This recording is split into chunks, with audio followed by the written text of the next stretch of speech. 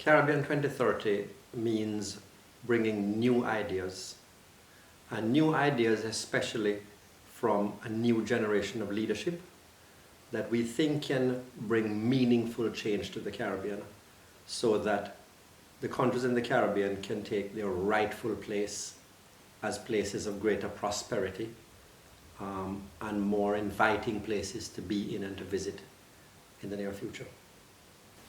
Caribbean 2030, it's a great opportunity for future leaders of the Caribbean across every island to come together to focus on joint objectives of sustainability, issues around governance, how do we really deal with corruption and lack of transparency and accountability in our societies, an opportunity to actually ensure there is a dynamic energy within the Caribbean region itself and the roles we can play.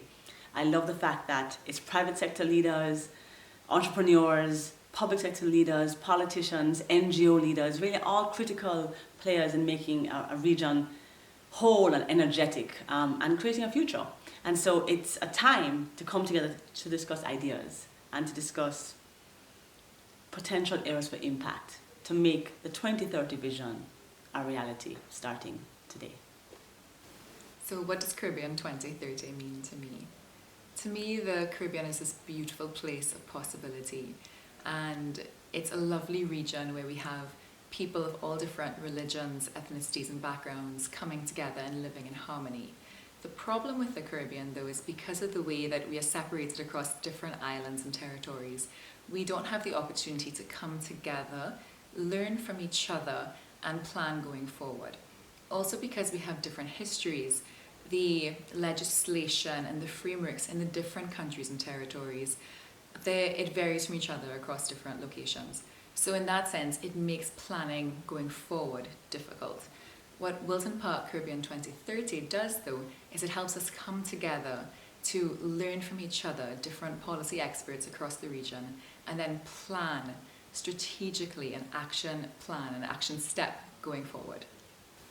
How can we all shape it together at the same time?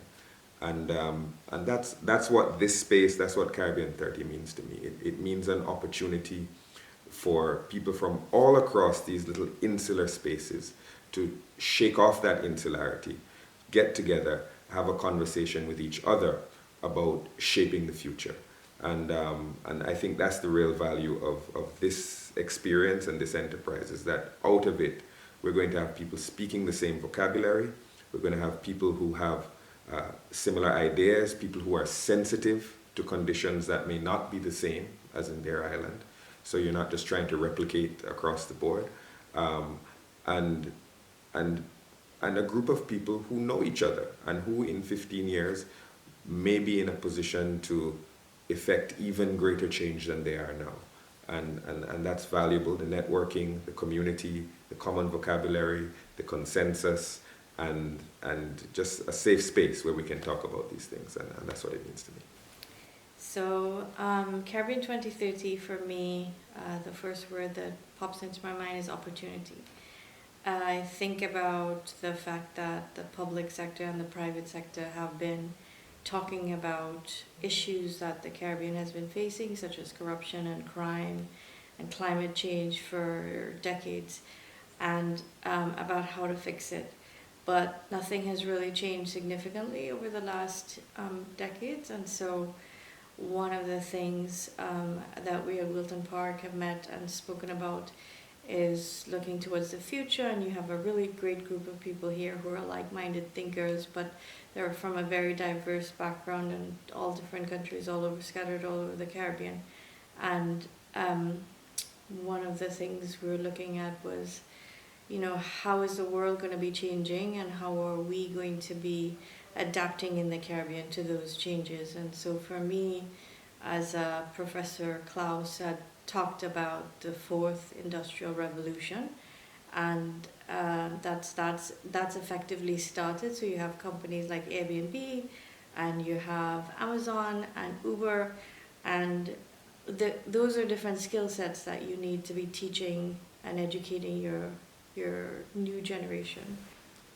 So the Caribbean 2030 group and initiative afford me an opportunity to engage in deep discussions about the future of the region, and to do so coming out of my normal workspace while being exposed to a variety of perspectives. My hope is that this group will develop into a group of regionally committed, by and large, regionally committed people who by and large share similar values, even if we sometimes differ on how to get to agreed goals. And that this group will continue to interact as we develop professionally and as we get older, to ensure that the Caribbean is connected and that there is inclusive development that allows the Caribbean to realize its real space. And the networks that I've developed here are extremely valuable going forward. I hope we can develop some very specific priorities and work towards that in the short term, notwithstanding the longer term benefits and objectives. The Caribbean 2030 is an important initiative. It's a great network of like-minded or even not so like-minded individuals sometimes, but really coming together with a certain passion and an incredible sense of possibility about what we can achieve. I think that the Caribbean has been very successful in some respects in spite of itself, but in other respects very successful with limited resources. And the sense of possibility and opportunity that the few of us from each island can bring around the table to leverage on the relationships and the networks that we can access and develop through that really has an amazing sense of possibility for the region for 2030. And I am very thankful and very passionate to be part of that initiative. Caribbean 2030 represents a unified people. The vision that I have for Caribbean 2030 is one where we come together in harmony. It's one where the islands, or rather the territories of the Caribbean, begin to work together towards common goals that serve us as a people. The general outlook that I have is that it's attainable, it's possible, and that we're working towards it.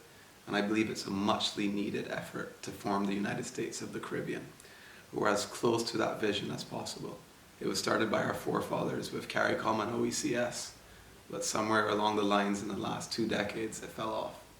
So Caribbean 2030 means an initiative to bring us together and allow us to conquer the goals that we've set forth for a better Caribbean.